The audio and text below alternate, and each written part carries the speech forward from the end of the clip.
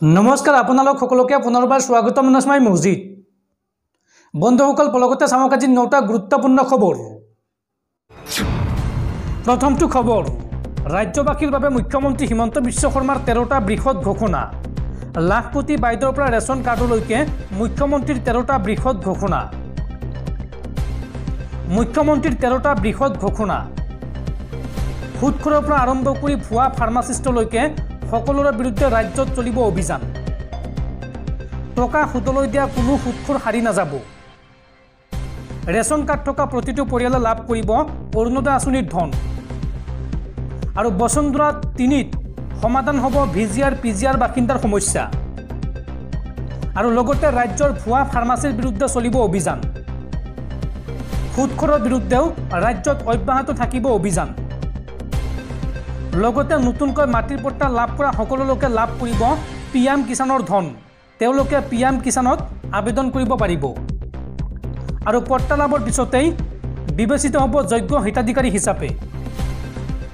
মাটিৰ পট্টা পোৱাৰ পিছতে অনলাইন যোগে পিএম কিষাণৰ বাবে আবেদন কৰিব পাৰিব তেওঁলোকে।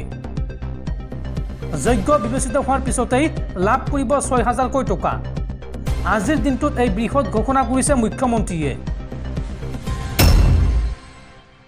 পৰৱৰ্তী খবৰ লোকসভা নিৰ্বাচনৰ পূৰ্বে বিজেপিত মক্ষম আঘাত।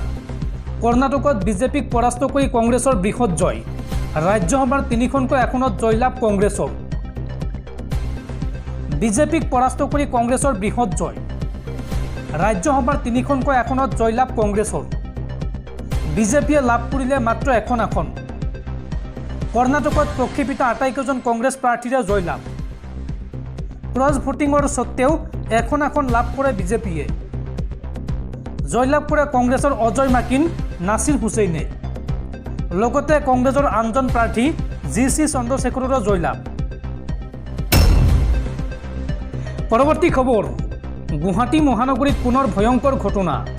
পৰ্টেলৰ সাংবাদিক বুলি চিনাকি দি পাৰ্লাৰত যুৱকৰ ভয়ংকৰ কাণ্ড। যুৱতীক নগ্ন কৰি মোবাইলত সংগ্ৰহ কৰিলে ভিডিঅ'। টানিলে মহিলাৰ কাপোৰ। লগতে ভাইৰেল কৰিলে মহিলাৰ গোপন ভিডিঅ'। গুৱাহাটী মহানগৰীৰ পাৰ্লাৰত ভয়ানক ঘটনা। যুৱতীক নগ্ন কৰি যুৱকৰ তোলে মোবাইলত সংগ্ৰহ কৰিলে ভিডিঅ'। 10-15জনীয়া দলৰ বিৰুদ্ধে যৌন নিৰ্যাতনৰ অভিযোগ যুৱতী মহিলাৰ। পাৰ্লাৰৰ গৰাকী আৰু মহিলা কৰ্মীৰ গাত হাত দিলে যুৱকৰ দলে। মহিলা কৰ্মীৰ টানিলে গাৰ কাপোৰ। লগতে ভাইৰেল কৰিলে গোপন ভিডিঅ'। পৰ্টেল সাংবাদিকৰ চিনাকি দি পাৰ্লাৰৰ গৰাকীক 3 লাখৰ ধন দাবী। এই চাঞ্চল্যকৰ ঘটনাৰ ন্যায় বিচাৰি এতিয়া আৰক্ষীৰ কাষ চাপিছে ভুক্তভোগী মহিলাই। বন্ধুসকল তাৰপিছত 4 নম্বৰ খবৰটো জনোৱাৰ আগতে আপোনালৈ এটা সৰু ৰিকুৱেষ্ট, যদি তেওঁলোকে এই ভিডিঅ'ত লাইক কৰা নাই তেন্তে প্লিজ এটা লাইক কৰি দিয়ক। আৰু এনেকুৱা ধৰণৰ নতুন নতুন ভিডিঅ' পাবলৈ চেনেলটো ছাবস্ক্ৰাইব কৰি কাষত থকা বেল আইকনটো প্ৰেছ কৰি ৰাখক। পৰৱৰ্তী খবৰ লাখপতি বাইদেউ আঁচনিৰ ফৰ্ম ফিল-আপ কৰা মহিলালৈ মুখ্যমন্ত্ৰীৰ বিশেষ ঘোষণা। তেওঁলোকে কৰিব লাগিব এইকেইটা কাম, অন্যথা তেওঁলোকে লাভ নকৰিব 10,000কৈ টকা। অসমৰ লাখ লাখ মহিলাই লিখি ৰাখক 3, 4 আৰু 5 মাৰ্চ তাৰিখ। মুখ্যমন্ত্ৰী হিমন্ত বিশ্ব শৰ্মাই এই সন্দৰ্ভত কৰিলে বৃহৎ ঘোষণা। আপুনি সংগ্ৰহ কৰিছিল নেকি লাখপতি বাইদেউ আঁচনিৰ ফৰ্ম? মহিলা উদ্যমিতা আঁচনিক লৈ বিশেষ ঘোষণা মুখ্যমন্ত্ৰীৰ। 3 পৰা 5 মাৰ্চৰ ভিতৰত জমা দিব লাগিব লাখপতি বাইদেউ আঁচনিৰ প্ৰপত্ৰ। প্ৰতিগৰাকী মহিলাই এই আঁচনিৰ অধীনত লাভ কৰিব 10,000কৈ টকা।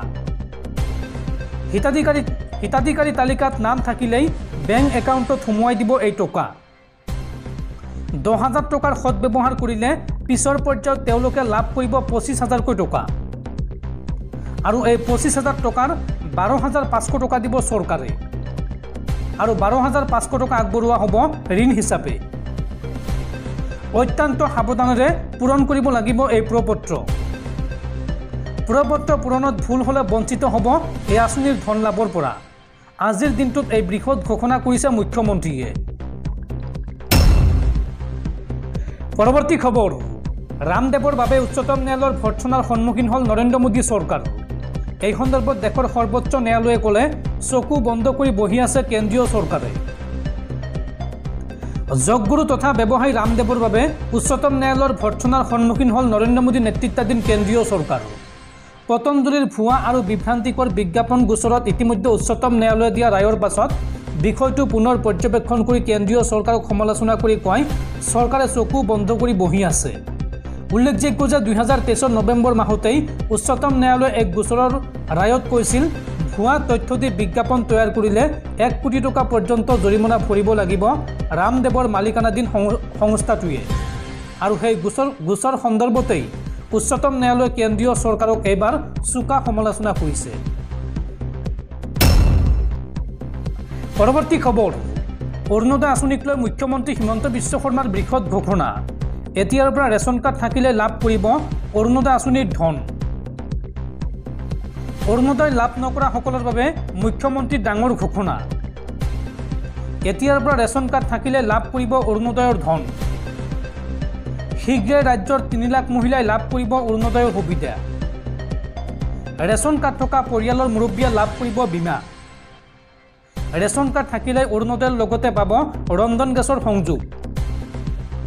আৰু শীঘ্ৰে ৰাজ্যত শেষ হ'ব অৰুণোদয় নোপোৱাৰ সমস্যা। এই বৃহৎ ঘোষণা হিমন্ত বিশ্ব শৰ্মাৰ। পৰৱৰ্তী খবৰ, নাগৰিকত্ব সংশোধনী আইন চমুকৈ কা বলবৎ হ'লেই সমগ্ৰ অসমত পুনৰ গণতান্ত্ৰিক আন্দোলন গঢ়ি তোলা হ'ব। আৰু ৰাজ্যবাসীক কা আন্দোলনত অংশ লোৱাৰ আহ্বান বিধায়ক অখিল গগৈৰ। পৰৱৰ্তী খবৰ, মাইক্ৰ' ফাইনেন্সৰ ঋণী মহিলালৈ ভাল খবৰ। লোকসভা নিৰ্বাচনৰ পাছতেই ৰাজ্যৰ আৰু 5 লাখ মহিলাৰ ঋণ মাফ কৰা হ'ব। এই বৃহৎ ঘোষণা মুখ্যমন্ত্ৰী হিমন্ত বিশ্ব শৰ্মাৰ। মাইক্ৰ' ফাইনেন্সৰ ঋণ ঘূৰাই নিদিয়া মহিলাসকললৈ ডাঙৰ খবৰ। পুনৰ লাখ লাখ মহিলাৰ ঋণ মাফ কৰাৰ ঘোষণা মুখ্যমন্ত্ৰীৰ। লোকসভা নিৰ্বাচনৰ পাছতেই ৰাজ্যৰ 5 লাখ মহিলাৰ ঋণ মাফ কৰা হ'ব। ঋণী মহিলাৰ ঋণ সম্পূৰ্ণ মাফ কৰি চৰকাৰে বিতৰণ কৰিব NOC। 25,001 টকাৰ পৰা 50,000 টকা পৰ্যন্ত ঋণ লোৱা মহিলাক সাহায্য আগবঢ়াব চৰকাৰে। ইতিমধ্যে 50,000 টকা পৰ্যন্ত ঋণী মহিলাৰ ঋণ মাফ কৰাৰ সিদ্ধান্ত গ্ৰহণ কৰা হৈছে অসম চৰকাৰৰ বাজেটত। প্ৰথম, দ্বিতীয় আৰু তৃতীয় পৰ্যায়ত 12 লাখ ঋণ গ্ৰহণকাৰী মহিলাক সকাহ দিছে চৰকাৰে।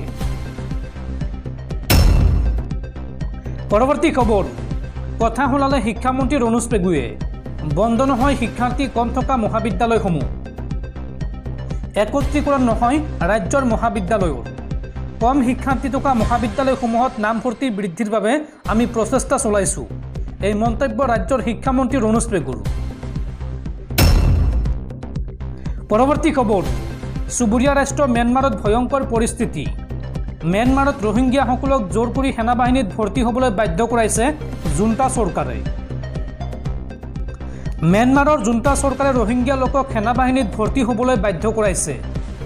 জানিব পৰা মতে আভ্যন্তৰীণ শৰণাৰ্থী হিচাপে শিবিৰত বাস কৰা ৰোহিংগীয়াসকলক সেনাবাহিনীত নিযুক্তি দিয়া হৈছে।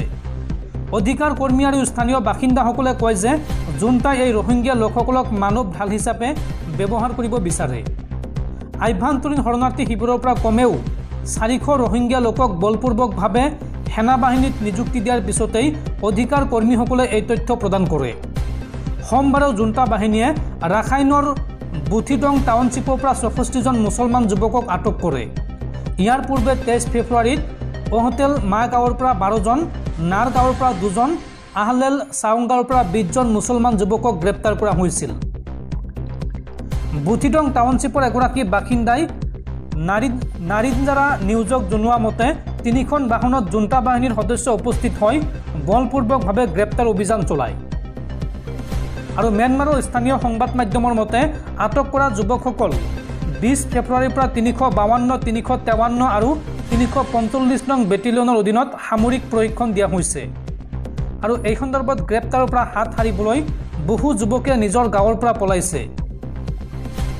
জুণ্টাই কিয়াকফিউ চহৰৰ কিয়াউক্টা লন মুছলমান শিবিৰৰ পৰা আভ্যন্তৰীণভাৱে স্থানচ্যুত হোৱা লোকৰ 18 পৰা 55 বছৰ বয়সৰ পুৰুষৰ তালিকা প্ৰস্তুত কৰি 150জন লোকক বলপূৰ্বকভাৱে সামৰিক বাহিনীত যোগদান কৰাইছে।